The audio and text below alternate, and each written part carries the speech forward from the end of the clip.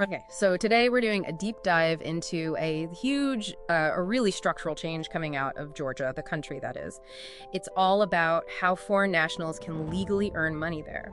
We've gone through the official government announcements, the advisory notes, all of it, to really cut through the noise and figure out, what do you actually need to do? What are the deadlines?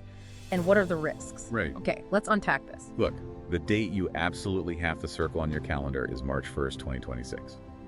That is when the entire system changes. Changes how, exactly? Well, previously, a lot of work was, let's say, informal.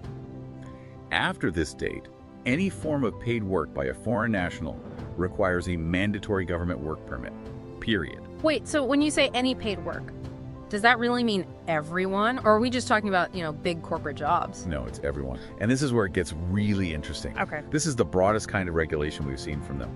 It explicitly covers international students with part-time jobs, people doing food delivery, courier services, and crucially, freelancers and small business owners.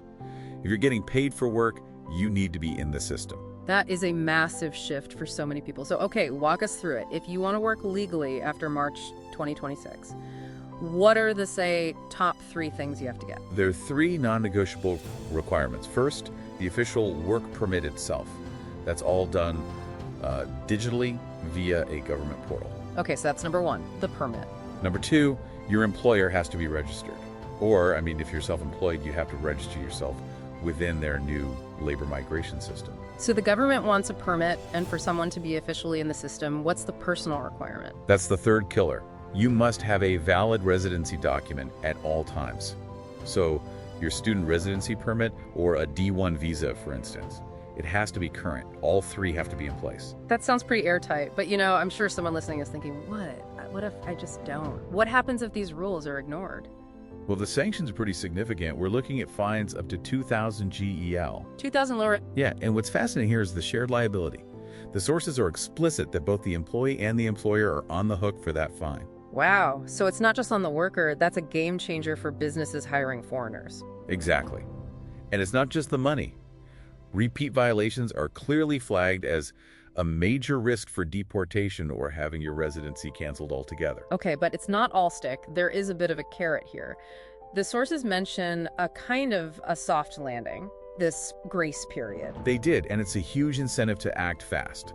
Basically, if you manage to get registered in the labor system before that critical March 2026 deadline. Right, before the new law kicks in. You are granted a really substantial extension. You get until January 2027 to get all your other documents perfectly aligned. So acting early buys you almost a full year of breathing room. Precisely.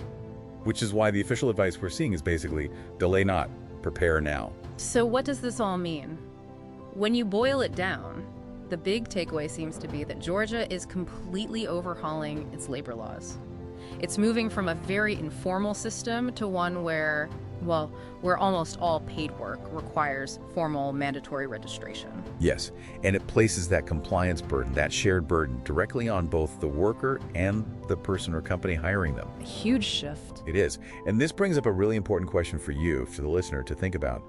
Given that this grace period so clearly rewards people who register early, how might preemptively getting yourself into that system, even if you don't have a job yet, actually serve as a tool to safeguard your residency status against any future surprises? It really transforms compliance from, a simple chore into a genuine strategic tool.